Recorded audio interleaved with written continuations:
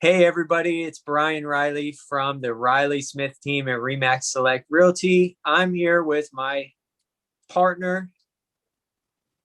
Hi, I'm Sandy. For those of you that haven't met me yet, we are the dynamic duo, so to speak. So we're happy to chat with you today about Brian's series that he's been doing. Brian, take it away, babe. All right, I'll take it away. Well, we are co-hosting here, Sandy, but we want to talk about new construction. I did the video series on ways that you can purchase a house when you have a home to sell. A big question, or I guess series of questions that comes up for me a lot when I'm talking to people. And I know you've got a lot of experience dealing with new construction and helping clients and walking them through that. So I thought, what better way for us to do our first video debut as a partnership here than to talk about some new construction. Let's just get into it. How in your experience, or just tell us what the process has been like, I guess, a little bit. How is new construction helpful when it comes to buying your second home? Especially if you still have that first home that you need to sell. So, I can tell you that we personally built. And the reason that we did that was, oh my gosh, I think it was like 2 years ago now. We loved the neighborhood that we were in. So with new construction, you kind of have that ability to just go and shop neighborhoods and locations and just kind of be like, okay, this is where I want to live. I like the feel for the neighborhood. Some neighborhoods have like little parks and stuff, or like clubhouses and pools. So you really want to like start with finding where you want to build location wise. And then you really want to do your homework on the actual builder themselves. So there are some builders that, I think there's a lot of builders that get a bad rap, so to speak. So it's really important for you as the consumer to do your homework and read the reviews, but try not to get too jaded by some of the reviews. There are just like really upset customers out there. Let's just face it. That's, It's with everything.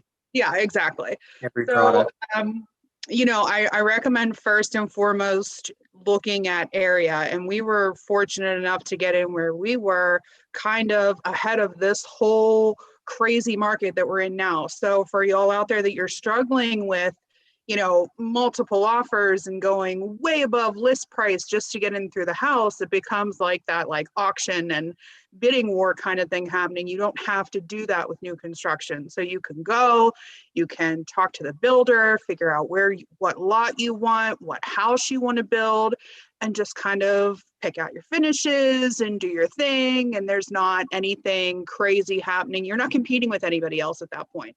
Now, that being said, in the beginning, you are going to probably compete with other people that want possibly the same lot as you. Yeah, so you want to make sure that you're picking out the right lot, and to secure a lot, some builders are going to want a deposit. So make sure you have the coin or your checkbook on you, that if you really like something, you talk to the builder and like, yeah, we want that lot. Don't ho-hum around on it. Just be like, that's the lot, done deal, write a check, call it a day. So Right. We built because we didn't want to have to deal with the crap out there. And I feel for some of our buyers because it's rough. So new construction, cat's PJs, in my opinion.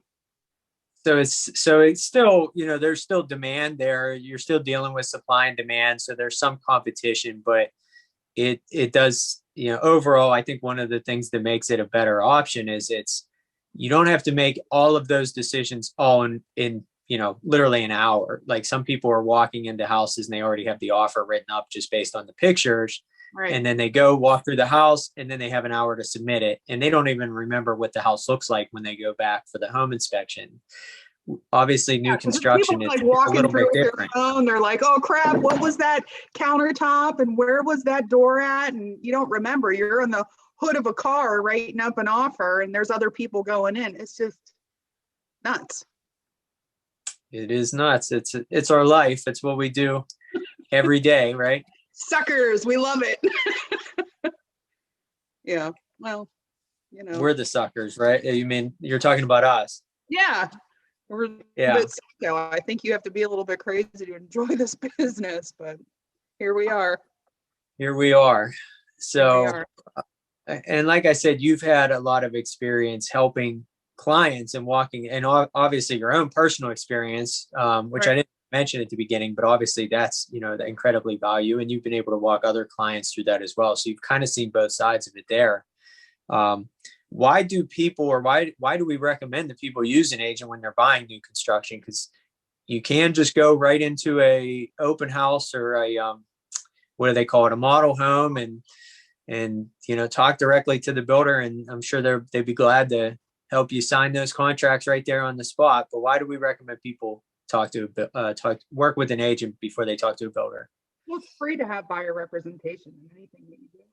So you want to make sure that you have somebody that has your best interests at heart. So, and there are some things, I mean, I've dealt with, clients that have worked with me in building new construction. And then I've had friends that have chose not to. And then halfway through the process, they have questions and they're like, hey, is this normal? Is this right? Are we supposed to be doing that? I'm like, wouldn't it be nice if you had an agent to answer those questions for you? So, there's a lot of stuff that happens throughout the process, like certain amounts that they're going to require down, like payments up front. So you'll need, depending on the builder, like maybe 10%. So that's another thing I want to talk about too. Like if you are considering new construction, you do want to think about your game plan if you have a house to sell. So if you're going to sell your house, do it, in my opinion, and shack up with someone or rent somewhere, or have accommodation somewhere else so you can use the funds that you've gotten from your house to put in toward the new house, because they're going to want like 10% whenever you break ground. And some builders, maybe they'll want another 10% whenever they actually start construction. So you are going to need those liquid, you are going to need some funds up front during the process. So if you're waiting for your house to sell to use the funds for that, might want to think about like shacking it. We shacked up with my cousin and we lived in her basement. We hoarded just a ton of cash living there, which was nice. And I thank her every day for that. But, it was crazy. We had our stuff in storage. I think we stayed there. Let's see, we sold our house in July. So July, August, September, we were there for 4 months. And honestly, it flew. Like if you're living with family, it's not that bad. And after we left, my cousin was like, you sure you don't want to come back and live in our basement? I was like, no, I think we're good. So, I mean, if you have family like that can support you, that's great. But, you can always rent something, like I said, but do know that you need that money whenever you're like going through the process. But, things like that, like if you didn't have an agent to tell you that those, funds are needed, sometimes people get a little skeptical and they're like, why are you asking me for all this money? And we don't even have a house yet. And it gets a little meh. But as long as you have representation, like I said, it's free for a buyer, so why not? But I will say this, do not go into a model home without one of us with you, because they're like savages. They will try and scoop you up without us and claim that you went through, without representation. They won't allow you to have representation. So if you're going to go Sunday strolling and you're going to go inside one of the houses, call either Brian and I and be like, hey, we want to go in, but we watched your video and you said, don't go in. So what do we do? And then we'll set up an appointment for you. So. Yeah, it'd be like walking into any other open house, or, walking onto a car lot and handing out your phone number to the salesman. You can expect a lot of phone calls and a lot of sales pitches. And, again, let that stuff go through us. That's one of the reasons why we're here. And you touched on a couple of things, and I had a few points written down also. Just like when you're buying an existing house, not new construction, when you're buying an existing house, the process typically doesn't start when you find that house or after you've already walked in and seen the house, right? So like there's some shopping and some research that goes into it. And you talked about that at the very beginning, like find the neighborhood. What are the amenities of the neighborhood? Not just, within that development itself, but how about outside that development? What are the schools like? Other conveniences. What are the property taxes typically like in that neighborhood? Because property taxes is something that you don't necessarily know at the beginning. And comparing one builder to the next, There's a lot of online reviews will take you so far, but having the opinion or interpretation of some of those opinions from somebody who's actually experienced, in the business is valuable. And then looking at like resale value down the line, is one builder's resale value tend to be higher than another? What are resale values like in the area outside that development? How long is it going to take before you can actually expect to have really any resale value at all? Appreciation's a lot different if you're one of the first people to build in a new neighborhood, and you don't plan on selling before the neighborhood is finished being built, because you're going to be competing against the builder, and literally, for somebody to pay the same price of what you bought your house for, they can go build their own. So there's a lot of things to think about there. And then when you make the decision, okay, this is the neighborhood we want, this is the builder that we want to work with. We're right there with you to take you through and just kind of walk through the process and set the expectations. You mentioned the financing thing. I mean, that's a big part of it. Use our connections just like you normally would. Use our connections for financing and mortgage and title, and all of those kind of, steps of the process, and all of the other parties who are involved. And that's lean on us for connections. Yeah. That's something too, like the mortgage. So you don't always have to use, like, if you build with Ryan Homes, their mortgage company is called NBR. They're going to push that mortgage company because they have certain incentives, just like any other builder. I think Miranda uses FBC mortgage. So they're going to push FBC mortgage. That doesn't mean that you have to go with them, but I will say there are certain incentives for closing costs, or they'll give away a, finished bathroom or a basement or something, like an upgraded bathroom in the basement, something for incentivizing you to use their companies. That being said, sometimes when we can go back to our lenders and be like, okay, they're going to give them $5,000 extra in closing costs. Some of our mortgage people can say, okay, cool, we'll match that. So you don't always have to go with who they, tell you to go with. I mean, you can definitely choose whoever, and you have 45 days to shop for a mortgage. So if you go and get your credit pulled for a car tomorrow, and then you go to another lot and you get your credit pulled again for a different car on a different lot, it's going to hit your credit each time that you do that. However, if you are shopping for a mortgage, you get it pulled once, it takes a hit once for 45 days. They see that you're shopping for a mortgage, and it's not going to continue to slap your credit in the face every single time you try and shop around. You've got that 45 days to get, as a consumer, your homework done, so to speak. Right. So you can talk to multiple lenders in that 45 days before you finally sign off on the mortgage application. Right. Yeah. And that's just, you can do that with an existing house, but you're only going to have 7 days. So again, it's just more time to do research and more time to find the best possible, options for you. Of course, you've already made the decision at that point on the builder and the lot and everything else, and you've already signed and put down your deposit. So like there's commitments that need to be made, but it's not signing an offer on the hood of a car 10 after you just saw that, after you were pushed through the house for 15 minutes. So right. And you can, depending on the builder, you can back out of there are certain timelines that have to be met, but if you put a deposit down on a lot, that's basically securing a lot. And some places are like, some builders will give you like 7 days or 5 business days to make up your mind if that's the one that you want. And in that time, you can go back out, you can walk the lot with the builder, make sure that, for religious purposes, sometimes there are certain religions that need the sun to go a certain way. The front door has to face a certain direction. So that's going to give you the chance to go out, walk the lot with your compass, make sure that, if you're a gardener and it's a big deal for you to have a lot of sunlight or shade at certain times of the day, go out, do that then, different times of the day, investigate, make sure that the lot's good for you. If it's not, and you decide you want to, switch to a different lot, some builders are more flexible. They'll let you either switch and move your money over to a different one, but you do have some leeway there to get out, so to speak, if you need to. Sure. Cool. What else do you think? I'm just looking, I keep looking down. I'm looking at my notes. I'm a note taker. What else should we tell people about new construction? I think this has been good. Short and impactful is what we're going for here. I mean, I think overall it's an easy process unless you're kind of indecisive like myself when it comes time to picking out the finishes. So depending on who the builder is, you're going to have like, there'll be like a basement area like this set up, and they'll have like all the backsplashes and the faucets and the lights and stuff like that.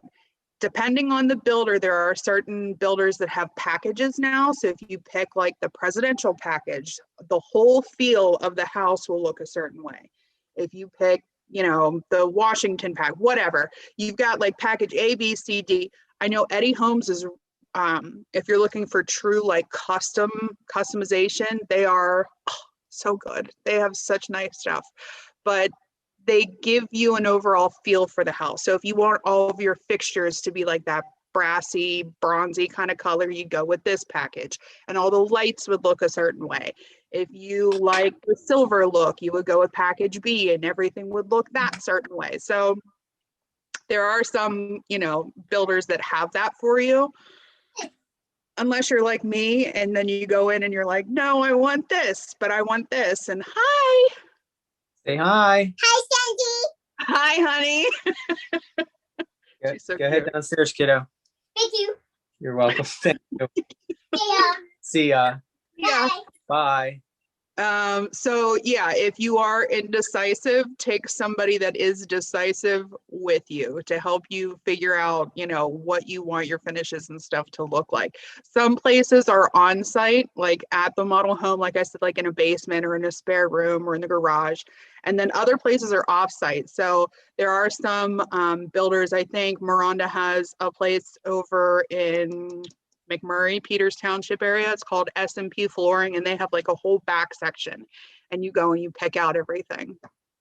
So that to me, I think it's fun, but at the same time, it's kind of nerve-wracking. For someone like me, it's a little bit nerve-wracking because you're like, oh my gosh, what if I pick the wrong thing and it doesn't look right, like once it's in the house.